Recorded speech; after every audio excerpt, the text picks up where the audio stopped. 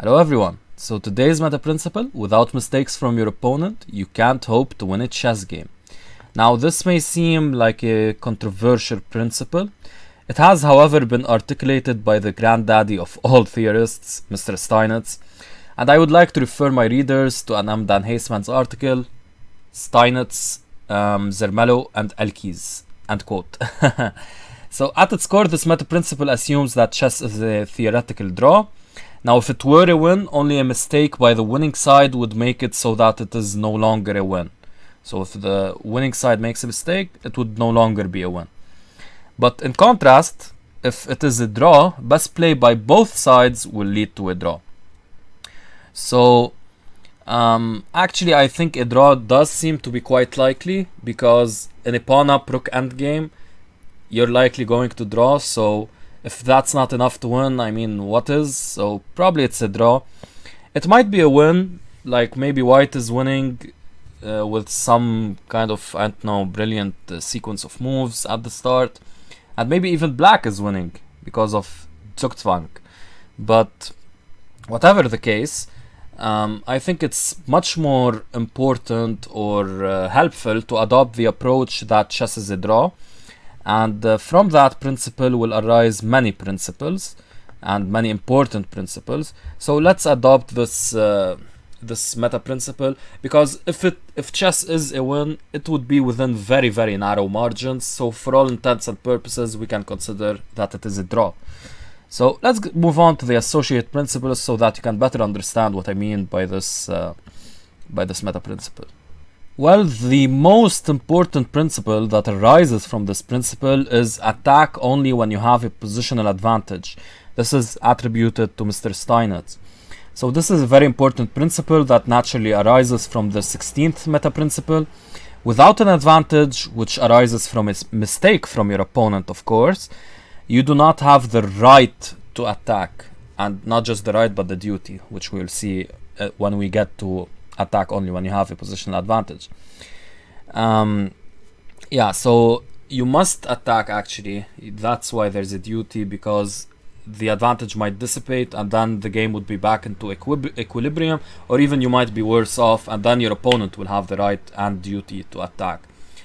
So it's important when you disbalance the game away from this equilibrium that you attack so that you're able to make use of your advantage. So this is one of the most important principles that can arise from our meta principle. Okay, so one important corollary or sub-principle is that brilliant moves only exist to exploit an opponent's weakening move. Like, they don't come out of nothing, these brilliant moves. Because according to this meta principle, if you play your best move and your opponent plays their best move, the game will end in a draw. However, if you play your best and your opponent does not, you should be able to punish your opponent, whether it be with a brilliant move or a non-brilliant move. Brilliant moves are something more of in the aesthetic realm. They're not really anything that have to do with the chess or game theory nature of chess. So what makes a brilliant move brilliant has more to do with art than science. That's very important. So when you play a brilliant move, it's not only due to your genius, but it's also due to your opponent's faltering. Now, there are times when you can choose a brilliant and non-brilliant move, and if you choose the brilliant move, I commend the artist in you. And a sub-principle that can arise from this principle is that every move offers a blundering opportunity, because on every move you could make a move so horrible it shifts the balance. However, while your opponent can also fall victim to this, they will not always make a blunder. And of course, you will not always make a blunder.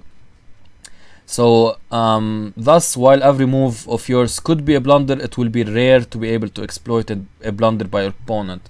Because if you're playing chess from your perspective, of course. So when you're playing, your opponent will rarely make blunders, and so will you.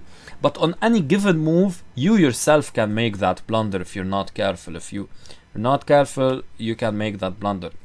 So that's why there is this kind of disequilibrium in chess. That's why you must be careful on every move, because you don't know how well your opponent is playing. If they're playing extremely well, you might end up in a tough spot.